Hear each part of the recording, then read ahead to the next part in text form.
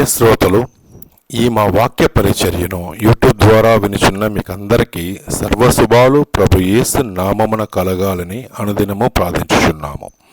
మీరును మీ బంధుమిత్రులకు ఈ సువార్తను షేర్ చేసి దైవాశీస్సులు పొందవలనని మనవి చేయుచున్నాను. ప్రభు యేసు మీ అందరినీ సర్వదా రక్షించి కాపాడునుగాక. ఆమేన్. ఈ రోజున మనం 2 దినవృత్తాంతములు 24వ అధ్యాయం నుండి పాఠం ప్రారంభించుకుందాము. యోవాషు ఏలనారంభించినప్పుడు 7 సంవత్సరాల ఈడు గలవాడై యెరూషలేములో 40 ఏండ్లు ఏలాడు. అతని తల్లి జిబ్యా బెయేర్షెబా కాపురస్తురాలు.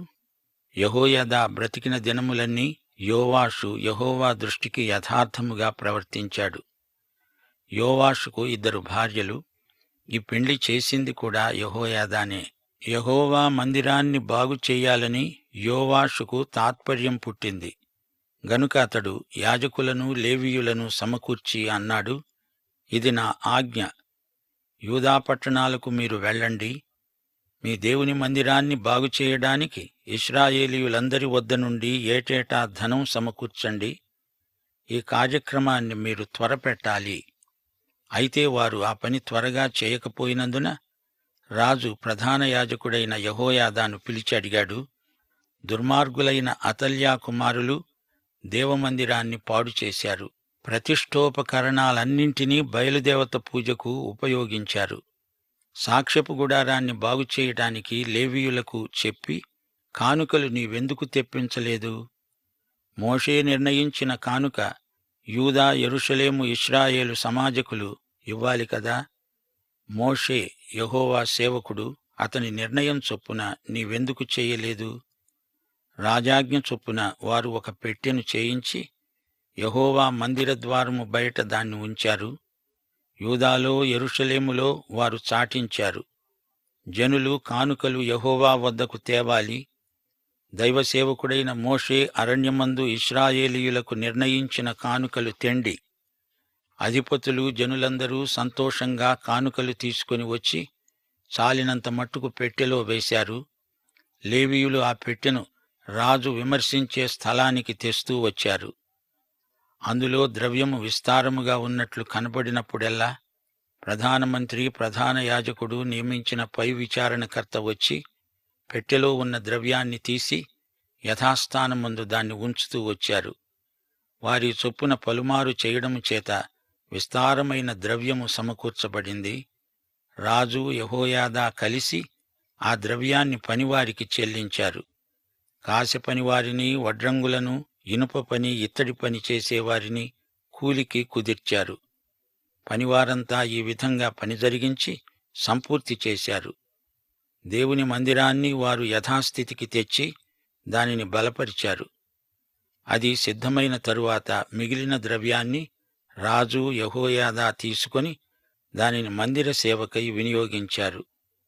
దహన బలులకు కావలసిన ఉపకరణాలు, గరిటెలు, వెండి బంగారు పాత్రలు చేయించారు. యెహోయాదా ఉన్న అన్ని దినములు యెహోవా మందిరములో దహన బలులు నిత్యము అర్పించబడినాయి. యోవాషు ఎన్నో మంచి పనులు చేశాడు. అయితే ప్రతిదానికి అతడు యెహోయాదా మీద ఆధారపడవలసి వచ్చింది. యెహోయాదా భక్తిపరుడు. అతడున్నంతకాలం యోవాషు దేవునికి విధేయుడై ప్రవర్తించాడు. దేవాలయం పనులు చాలా చురుకుగా సాగాయి. ప్రధాన యాజకుడైన యెహోయాదా చనిపోయాక రాజుకు చెడు ఆలోచనలు చెప్పే మంత్రులు పోగయ్యారు. యోవాషు చేసిన తప్పుడు తీర్మానాల వల్ల జాతి యావత్తు ఎంతగానో నష్టపోయింది. పాత నిబంధనలోని పేర్లకు అర్థాలు వారి ప్రవర్తనకు అనుగుణంగా ధ్వనిస్తాయి. యోవాషు అంటే యెహోవా దానం అని అర్థం. అతల్యా అంటే కఠిన హృదయము గలది అని అర్థం. యెహోయాదా మంచి అనుభవము గల దైవ సేవకుడు. యోవాషు తల్లి బెయేర్షెబా నుండి వచ్చింది. బెయేర్షెబా అబ్రహాము పట్టణం. యోవాషుకు 2 భార్యలు. కాని బహుభార్యాత్వం దేవునికి ఇష్టం లేదు. ఆ మాటకొస్తే ఆ రోజుల్లో రాజులకు 2 20కి పైగా భార్యలుండేవారు. యెహోయాదా పెద్దవాడైపోయాడు. తన 130వ ఏట అతడు చనిపోయాడు. యెహోయాదా వృద్ధుడైన కొద్దీ పని మందకొడిగా సాగింది. అప్పుడు యోవాషు మందిరం మరమ్మతు కార్యక్రమాన్ని త్వరపరిచాడు. యోవాషు కానుక పెట్టెల విధానాన్ని కనిపెట్టాడు. నాటి నుండి నేటి వరకు ఇదే విధానాన్ని అనేక సంఘాలు పాటిస్తున్నాయి. 15వ వచనం. యెహోయాదా దినములు గడిచిన వృద్ధుడై 130 ఏట చనిపోయాడు. అతడు ఇశ్రాయేలీయులలో దేవుని దృష్టికి, తన ఇంటివారి దృష్టికి మంచివాడై ప్రవర్తించాడు. గనుక జనులు దావీదు పట్టణమందు రాజుల దగ్గర అతణ్ణి పాతిపెట్టారు. యెహోయాదా చనిపోయిన తరువాత యూదా అధిపతులు వచ్చి రాజుకు నమస్కరించగా రాజు వారి మాటకు సమ్మతించాడు. జనులు తమ పితరుల దేవుడైన యెహోవా మందిరాన్ని విడిచి దేవతాస్తంభాలకు విగ్రహ పూజ చేశారు. వారు చేసిన ఈ అపరాధము నిమిత్తము యూదావారి మీదికి, యెరూషలేము కాపురస్తుల మీదికి దేవుని కోపం వచ్చింది. తన వైపునకు వారిని మళ్లించడానికి యెహోవా వారి యొద్దకు ప్రవక్తలను పంపగా ఆ ప్రవక్తలు వారి మీద సాక్ష్యం పలికారు గాని వారు చెవియొగ్గలేదు. అప్పుడు దేవుని ఆత్మ జకర్యా మీదికి రాగా అతడు జనుల ఎదుట నిలిచి ప్రవచించాడు. మీరెందుకు యెహోవా ఆజ్ఞ మీరుతున్నారు? మీరు వర్ధిల్లరు. మీరు యెహోవాను విసర్జించారు గనుక ఆయన మిమ్ములను విసర్జించాడు. ఇది యెహోవా వాక్కు. ఈ జకర్యా యెహోయాదా కుమారుడు. వారతని మీద కుట్ర చేసి రాజు మాటను బట్టి యెహోవా మందిరపు ఆవరణము లోపల రాళ్లు రువ్వి అతణ్ణి చావగొట్టారు. యోవాషు యెహోయాదా తనకు చేసిన ఉపకారం మరచినవాడై అతని కుమారుణ్ణి చంపించాడు. అతడు చనిపోతూ అన్నాడు, యెహోవా దీనిని దృష్టించి ఇదంతా విచారణలోకి తెచ్చునుగాక. ఆ సంవత్సరాంతమందు సిరియా సైన్యం యోవాషు మీదికి దండెత్తి వచ్చింది. శేషము లేకుండా అధిపతులందరినీ హతం చేశారు. కొల్ల సొమ్మంతా దమస్కు రాజు వద్దకు పంపారు. యోవాషుకు శిక్ష ప్రాప్తించింది. కొద్ది సైన్యమైన సిరియనులు యోవాషును పూర్తిగా ఓడించారు. యోవాషు జబ్బుపడ్డాడు. జకర్యా ప్రాణహత్య దోషం అతని మీదికి వచ్చింది. అతని సేవకులే అతని మీద కుట్రపన్ని అతడు పడక మీద ఉండగా అతణ్ణి చంపారు. అతణ్ణి దావీదు పట్టణమందు పాతిపెట్టారు గాని రాజుల సమాధులలో అతణ్ణి పాతిపెట్టలేదు. యోవాషు హత్యకు కారకులైన కుట్రదారులు జాబాదు, యెహోజాబాదు అనేవారు. యోవాషు కుమారులను గూర్చి, అతని మీద చెప్పబడిన అనేక దేవోక్తులను గూర్చి, మందిరం మరమ్మతును గురించి రాజుల సటీక గ్రంథంలో రాయబడి ఉంది. అతనికి బదులుగా అతని కుమారుడు అమజ్యా రాజయ్యాడు. యోవాషు అంతం విషాదాంతం. జకర్యా యెహోయాదా కుమారుడు హతసాక్షి అయ్యాడు. హతసాక్షి ప్రవచనం అక్షరాలా నెరవేరింది. ఇప్పుడు 25వ అధ్యాయం వినండి. మొదటి 11 వచనాలు. అమజ్యా ఏలనారంభించినప్పుడు 25 ఏండ్లవాడు. అతడు 29 సంవత్సరాలు యెరూషలేములో ఏలాడు. ఇతని తల్లి పేరు యద్దాను, యెరూషలేము కాపురస్తురాలు. అతడు యెహోవా దృష్టికి యథార్థముగా ప్రవర్తించాడు గాని పూర్ణ హృదయముతో ఆయనను అనుసరించలేదు. రాజ్యము తనకు స్థిరమైనప్పుడు తన తండ్రిని చంపిన రాజసేవకులను చంపించాడు. అయితే మోషే ధర్మశాస్త్రమందు రాయబడి ఉంది, తండ్రులు పిల్లల కొరకు, పిల్లలు తండ్రుల కొరకు చావకూడదు. ప్రతి మనిషి తన పాపం కోసం తానే చావాలి. యెహోవా ఆజ్ఞను బట్టి అతడు వారి పిల్లలను చంపలేదు. అమజ్యా సహస్రాధిపతులను, శతాధిపతులను నియమించాడు. 3 లక్షల మంది యోధులను యుద్ధానికి నియమించాడు. 1,00,000 మంది పరాక్రమశాలులను 200 మణుగుల వెండికి కుదిర్చాడు. ఒక దైవజనుడు అమజ్యా వద్దకు వచ్చి ప్రకటించాడు, రాజా, ఇశ్రాయేలు వారి సైన్యాన్ని నీతో తీసుకొని పోవద్దు. యెహోవా ఇశ్రాయేలు వారైన ఎఫ్రాయిమీయులలో ఎవరికీ తోడుగా ఉండడు. అలాగు పోవాలని నీకుంటే వెళ్ళు. యుద్ధము బలముగా చేసినా దేవుడు నీ శత్రువు ఎదుట నిన్ను కూలుస్తాడు. నిలువబెట్టడం, పడవేయడం దేవుని వశమే కదా. అమజ్యా దైవజనునితో అన్నాడు, ఇశ్రాయేలు వారి సైన్యానికి నేనిచ్చిన 200 మణుగుల వెండికి ఏమి చేద్దాము? దైవజనుడన్నాడు, దీనికంటే అధికముగా యెహోవా నీకియ్యగలడు. అప్పుడు అమజ్యా ఎఫ్రాయిములో నుండి తన వద్దకు వచ్చిన సైన్యాన్ని వేరుపరచి, మీ ఇండ్లకు తిరిగి వెళ్ళండని వారికి సెలవిచ్చాడు. అందుకు వారి కోపము యూదావారి మీద బహుగా రగులుకున్నది. వారు ఉగ్రులై తమ ఇండ్లకు తిరిగిపోయారు. అంతటా అమజ్యా ధైర్యం తెచ్చుకొని తన జనులతో బయలుదేరి శేయీరు వారిలో 10,000 మందిని హతం చేశాడు. ప్రాణముతో ఉన్న మరి 10,000 మందిని యూదావారు చెరపట్టుకొని వారిని ఒక పీటు మీదికి తీసుకొని పోయి అక్కడి నుండి వారిని పడద్రోయగా వారు తుత్తునియలైపోయారు. అయితే తమతో కూడా యుద్ధానికి రావద్దని అమజ్యా తిరిగి పంపివేసిన సైనికులు షోమ్రోను మొదలుకొని బేత్‌హోరోను వరకు ఉన్న యూదా పట్టణముల మీద పడి వారిలో 3,000 మందిని హతము చేసి విస్తారమైన కొల్ల సొమ్ము పట్టుకొని పోయారు. అమజ్యా శేయీరు వారి దేవతలను తీసుకొని వచ్చి తనకు దేవతలుగా నిలిపి వాటికి నమస్కరించి ధూపం వేశాడు. అందుకొరకు యెహోవా కోపము అమజ్యా మీద రగులుకున్నది. 15వ వచనం. ఆయన అతని వద్దకు ప్రవక్తను పంపగా అతడు వచ్చి అన్నాడు, నీ చేతిలో నుండి తమ జనులను విడిపింప శక్తిలేని దేవతల యొద్ద నీవెందుకు విచారణ చేస్తున్నావు? రాజు అతనితో అన్నాడు, నీవు రాజు యొక్క ఆలోచన కర్తలలో ఒకడివైపోయావా? ఊరుకో, నేను నిన్ను చంపనేలా? ఆ ప్రవక్త అన్నాడు, నీవు ఈలాగున చేసి నా ఆలోచనను అంగీకరించకపోవటం చూచి దేవుడు నిన్ను నాశనం చేయనుద్దేశించి ఉన్నాడు అని నాకు తెలుసు. ప్రవక్త ఊరుకుండిపోయాడు.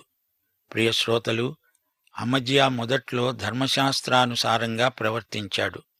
హంతకుల పిల్లలను చంపలేదు.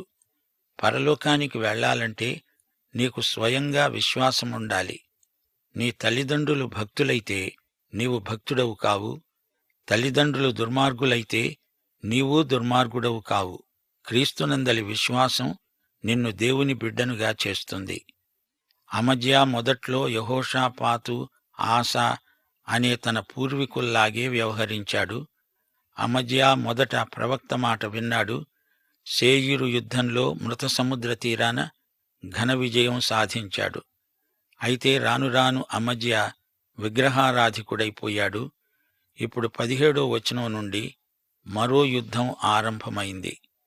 అప్పుడు యూదా రాజైన అమజ్యా ఇశ్రాయేలు రాజైన యెహోయాషు వద్దకు కబురంపాడు, రా, మనం ఒకరి ముఖం ఒకరం చూచుకుందాము.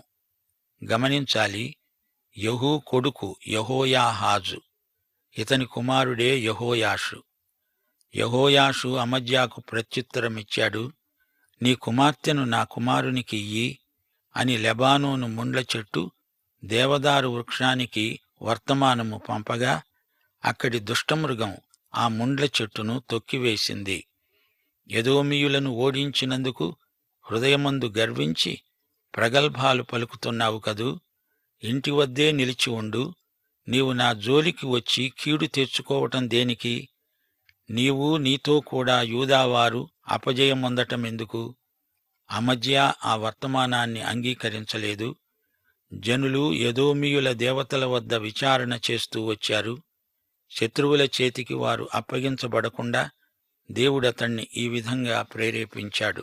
ఇశ్రాయేలు రాజైన యెహోయాషు బయలుదేరగా యూదాదేశమునకు చెందిన బెత్షెమెషులో అతడును యూదా రాజైన అమజ్యా ఒకరి ముఖము ఒకరు చూచుకున్నారు.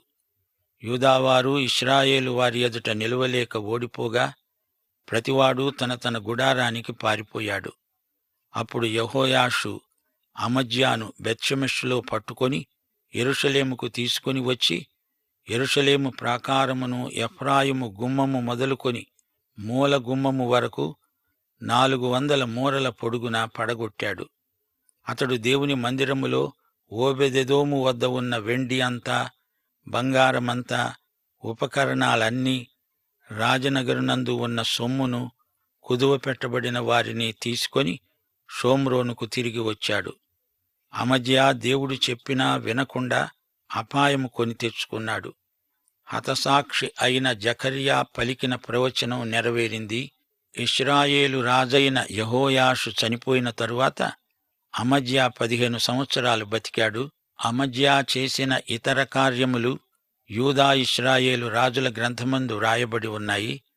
అమజ్యా యెహోవాను అనుసరించటం మానివేసిన తరువాత జనులు యెరూషలేములో అతని మీద కుట్ర చేయగా అతడు లాకీషునకు పారిపోయాడు. అయితే వారు అతని వెనుక లాకీషుకు మనుష్యులను పంపి గుర్రముల మీద అతని శవము ఎక్కించి తీసుకొని వచ్చి యూదా పట్టణమందు అతని తండ్రుల వద్ద అతణ్ణి పాతిపెట్టారు. గమనించండి, అమజ్యా అర్ధమనస్సుతో దేవుణ్ణి వెంబడించాడు. డబ్బు విషయము కంగారు పడసాగాడు.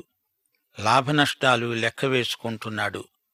మత్తయి సువార్త 6వ అధ్యాయం 13వ వచనం, దేవుని రాజ్యమును నీతిని మొదట వెదకండి, అప్పుడు అవన్నీ మనకు అనుగ్రహించబడతాయి. ఇది లాభమా నష్టమా అని చూడవద్దు. హెబ్రీ పత్రిక 11వ అధ్యాయం 24 నుండి 26వ వచనం వరకు, మోషే పెద్దవాడైనప్పుడు విశ్వాసమును బట్టి ఈజిప్టు ధనము కంటే క్రీస్తు విషయమైన నింద గొప్ప భాగ్యమని ఎంచుకొని అల్పకాలము పాపభోగము అనుభవించే కంటే దేవుని ప్రజలతో శ్రమ అనుభవించటం మేలని తలంచి ఫరో కుమార్తె యొక్క కుమారుడు అనిపించుకోవడానికి ఒప్పుకోలేదు. ప్రతిఫలముగా కలుగబోయే బహుమానమందు దృష్టి ఉంచాడు. ప్రియ సోదరీ సోదరులారా, అమజ్యా డబ్బు నష్టపోయి అట్టిట్టయిపోయాడు. సైనికులు డబ్బు సంపాదించుకున్నారు, కాని వారు నష్టపోయారు. సాధారణంగా గుండె శబ్దం లబ్ డబ్ అని మోగాలి, కాని అమజ్యా గుండె డబ్బు డబ్బు అంటోంది. ప్రియ శ్రోతలు, డబ్బు మానవ హృదయానికి తృప్తి కలిగించజాలదు. అమజ్యా రాజు దైవజనుని ప్రబోధం విననొల్లక అతణ్ణి చంపుతానని బెదిరించాడు, కాని తానే చచ్చాడు. అమజ్యాకు ఆధ్యాత్మిక విలువలేవీ తెలియవు. అతనికి సలహా చెప్పిన వారు మంచివారు కారు. అహజ్యా అపజయమొంది మరణించాడు. మత్తయి సువార్త 6వ అధ్యాయం 19 నుండి 24వ వచనం వరకు, భూమి మీద మీ కొరకు ధనమును కూర్చుకొనవద్దు, పరలోకమందు ధనము కూర్చుకొనండి. నీ ధనమెక్కడ ఉంటుందో అక్కడే నీ హృదయం ఉంటుంది. ఎవడూ 2 యజమానులకు దాసుడుగా ఉండనేరడు. మీరు దేవునికి సిరికి దాసులుగా ఉండనేరరు. ప్రియ శ్రోతలారా, ఆధ్యాత్మిక విలువలను పరిరక్షించుకోండి. పరలోకం కోసం మీ ధనాన్ని పెట్టుబడి పెట్టండి. మన రక్షకుడైన అద్వితీయ దేవునికి, మన ప్రభు అయిన యేసుక్రీస్తు ద్వారా సర్వయుగములకు మహిమ కలుగునుగాక. ఆమేన్.